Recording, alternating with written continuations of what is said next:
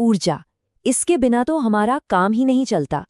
लेकिन क्या हमने कभी ये सोचा है कि इसे पाना कितना पेचीदा मामला है? हमारी आज की ये आधुनिक दुनिया एक गहरे एनर्जी पैराडॉक्स यानी ऊर्जा के विरोधाभास पर टिकी है। आज हम इसी की परतों को खोलने की कोशिश करेंगे। ये सवाल एक पहेली जैसा लगता है ना? स्कूल में हम सबने पढ़ा है कि ऊर्जा कभी खत्म नहीं होती, वो बस एक रूप से दूसरे रूप में बदल जाती है। तो फिर ये एनर्जी क्राइसिस या ऊर्जा संकट का इतना शोर क्यों है? यही सवाल हमारी आज की इस चर्चा का सेंटर पॉइंट।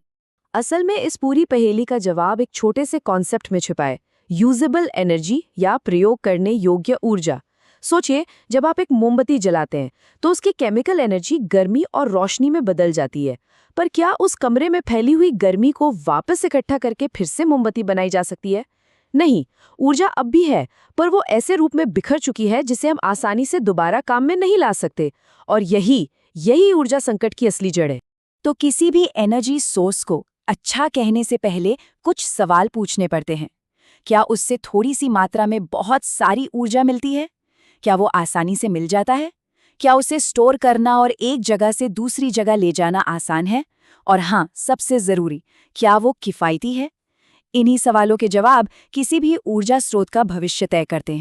तो चलिए अपनी एनर्जी की कहानी शुरू करते हैं। और इसकी शुरुआत होती है उन सोर्सेस से जिन्होंने हमारी आज की दुनिया की नींव रखी, यानी कि जीवाश्म ईंधन। कोयला, तेल और गैस ये सिर्फ ईंधन नहीं है, बल्कि ये हमारी तरक्की के इंजन रहे हैं। लाखों साल पहले धरती में दबे जीवन से बनी इस ऊर्जा ने ही औद्योगिक क्रांति को हवा दी और हमारी दुनिया को वो रफ्तार दी जिसे हम आज जानते हैं। और देखिए, इसका सिद्धांत कितना सिंपल है। कमाल की बात है। ईंधन को जलाओ, पानी को उबालो, उससे भाप बनाओ और उस भाप की जबरदस्त ताकत से टरबाइन घुमा दो। बस यही वो सरल सा आइडिया है जिसने सदियों से हमारे घरों और शहरों को रोशन रखा है। जीवाश्म ईंधन के अलावा इंसानों ने प्रकृति की एक और बहुत बड़ी ताकत को काबू करना सीखा, बहते हुए पानी की ताकत। इसमें बड़े बड़े बांधों में पानी को रोका जाता है और फिर उस पानी की छिपी हुई ताकत को बिजली में बदल दिया जाता है। और ये कोई छोटा मोटा आंकड़ा नहीं है। सोचिए, भारत की कुल ऊर्जा जरूरतों का लगभग 1/4 हिस्सा, मतलब 25% इन्हीं हाइड्रो पावर प्लांट से पूरा होता है। ये आंकड़ा ही इसकी अहमियत बताने के लिए काफी है। लेकिन इस ताकत की एक कीमत भी चुकानी पड़ती है। इन पारंपरिक स्रोतों पर हमारी निर्भरता की एक बहुत भारी लागत है, और ये कीमत सिर्फ पैसों में नहीं चुकाई जा रही। एक तरफ जीवाश्म ईंधन ने हमें आज की मॉडर्न दुनिया का तोहफा दिया, लेकिन दूसरी तरफ इसकी एक बड़ी कीमत है। ये स्रोत सीमित है, मतलब एक दिन ये खत्म हो जाएंगे। और इन्हें जलाने से जो प्रदूषण होता है वो एसिड रेन और क्लाइमेट चेंज जैसी बड़ी समस्याओं की जड़ है। और ऐसा नहीं कि हाइड्रो पावर एकदम साफ सुथरा है। बड़े बांध बनाने के लिए हजारों एकड़ जंगल, खेत और गांव हमेशा के लिए पानी में डूब जाते हैं। यही नहीं, पानी में डूबे ये पेड़ पौधे जब सड़ते हैं तो मीथेन गैस बनाते हैं, जो एक बहुत ही पावरफुल ग्रीनहाउस गैस है। तो यहाँ भी एक छिपी हुई कीमत है। तो अगर पारंपरिक रास्ते मुश्किलों से भरे हैं, तो फिर हमारे पास और क्या विकल्प है? चलिए अब उन नए और गैर पारंपरिक ऊर्जा स्रोतों की दुनिया में चलते हैं जिन्हें भविष्य की उम्मीद माना जा रहा है। सदियों से हम बायोमास, मतलब लकड़ी या गोबर जैसी चीजों को ईंधन की तरह इस्तेमाल करते आए हैं, पर इन्हें सीधे जलाने में दो बड़ी दिक्कतें हैं। एक तो इनसे धुआं बहुत होता है और दूसरा, इनसे ज्यादा गर्मी भी नहीं मिलती। लेकिन यहीं पर टेक्नोलॉजी एक जबरदस्त बदलाव लाती है, और यहीं पर एक बहुत ही सरल सा आइडिया सब कुछ बदल देता है। Biogas plant. ये उसी जैविक कचरे को लेता है और उसे बिना ऑक्सीजन के सड़ने देता है। इस प्रोसेस से एक बहुत ही साफ सुथरा और असरदार ईंधन बनता है, जिसे हम बायोगैस कहते हैं। और इसके फायदे देखिए, ये एक बेहतरीन ईंधन है जिसमें 75% तक मीथेन होती है। ये बिना धुएं के जलता है, कोई राख नहीं छोड़ता, और तो और जो बचता है वो खेतों के लिए एक बहुत अच्छी खाद होती है। ये तो सचमुच कचरे को कंचन बनाने जैसा है। अब बात करते हैं हवा की ताकत की, यानी विंड एनर्जी की। एक तरफ तो ये बहुत अच्छा है, साफ सुथरा है, कभी खत्म नहीं होगा, लेकिन दूसरी तरफ इसकी भी अपनी चुनौतियां हैं। पवन चक्कियों के लिए बहुत ज़्यादा ज़मीन चाहिए, इन्हें लगाने का शुरुआती खर्च बहुत ज़्यादा है और सबसे बड़ी शर्त, इन्हें चलने के लिए लगातार 15 किलोमीटर प्रति घंटे से तेज़ हवा चाहिए, जो हर जगह तो मुमकिन नहीं है। फिर आता है सूरज, जो ऊर्जा का सबसे बड़ा स्रोत है। सोलर सेल तो कमाल की चीज़ें हैं, कोई हिलने डुलने वाले पुर्जे नहीं, मेंटेनेंस भी बहुत कम, और दूर दराज के इलाकों के लिए तो ये एक वरदान है।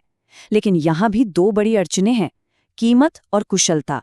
इन्हें बनाना अब भी बहुत महंगा है और ये सूरज की रोशनी के एक छोटे से हिस्से को ही बिजली में बदल पाते हैं, इसलिए बड़े पैमाने पर इसका इस्तेमाल अब भी एक चुनौती बना हुआ है। अब हम एक ऐसे एनर्जी सोर्स की तरफ बढ़ रहे हैं जो बाकी सबसे बिल्कुल अलग है, जो बेइंतहा शक्तिशाली है और उतना ही विवादास्पद भी। जी हाँ, हम बात कर रहे हैं न्यूक्लियर एनर्जी की। इस ऊर्जा के पैमाने को समझने के लिए जरा इस एक लाइन पर गौर कीजिए। कोयले का एक कार्बन एटम जब जलता है तो जितनी एनर्जी निकलती है, यूरेनियम का एक एटम टूटने पर उससे 1 करोड़ गुना ज्यादा एनर्जी निकलती है। 1 करोड़ गुना! ये शक्ति का एक ऐसा स्तर है जिसकी हम ठीक से कल्पना भी नहीं कर सकते। लेकिन इतनी अपार शक्ति अपने साथ उतने ही बड़े खतरे भी लाती है। न्यूक्लियर प्लांट लगाने का खर्च बहुत ज्यादा होता है, रेडिएशन लीक का खतरा हमेशा बना रहता है, और सबसे बड़ी सिरदर्दी है उस खतरनाक रेडियो एक्टिव कचरे की, जिसे हजारों सालों तक सुरक्षित रखना पड़ता है और जिसका कोई आसान हल आज तक नहीं मिल पाया है। तो इस पूरी पड़ताल के बाद हम आखिर पहुंचते कहाँ हैं? हम एक सीधी और साफ बात पर पहुंचते हैं। ऊर्जा की दुनिया में कोई भी रास्ता आसान नहीं है, कोई भी समाधान परफेक्ट नहीं है। और ये समझना बहुत ज़रूरी है कि कोई भी एनर्जी सोर्स 100% क्लीन या ग्रीन नहीं होता। सोलर पैनल बनाने में जो मटेरियल लगता है, उसकी माइनिंग से पर्यावरण को नुकसान होता है। पवन चक्कियां बनाने और लगाने में भी संसाधन लगते हैं। मतलब हर विकल्प एक समझौता है। सवाल बस ये है कि हम कौन सा समझौता करने के लिए तैयार हैं। ये टेबल हमारी पूरी कहानी का सार है। देखिए, जीवाश्म ईंधन हमें जबरदस्त ऊर्जा देते हैं, पर ये पर्यावरण को नुकसान पहुंचाते हैं और खत्म भी हो जाएंगे। हाइड्रो पावर सस्ता है, पर इससे पूरे के पूरे इकोसिस्टम तबाह हो जाते हैं। सोलर और विंड एनर्जी साफ हैं, पर ये महंगे हैं और हमेशा उपलब्ध नहीं रहते। और आखिर में है न्यूक्लियर एनर्जी, ताकत का भंडार, लेकिन सुरक्षा और कचरे के बड़े जोखिम के साथ। हर एक के साथ एक फायदा है तो एक नुकसान भी जुड़ा है। तो आखिर में हम वापस एक बड़े सवाल पर आ जाते हैं। शायद आज सबसे बड़ा सवाल ये नहीं है कि हम अपनी ऊर्जा कहाँ से लाएं, बल्कि ये है कि ऊर्जा की खपत को कम करने के लिए क्या कदम उठाए जा सकते हैं। ये एक ऐसा सवाल है जिसका जवाब किसी एक टेक्नोलॉजी में नहीं, बल्कि हम सबकी रोजमर्रा की आदतों और विकल्पों में छिपा है। इस पर जरूर सोचिएगा।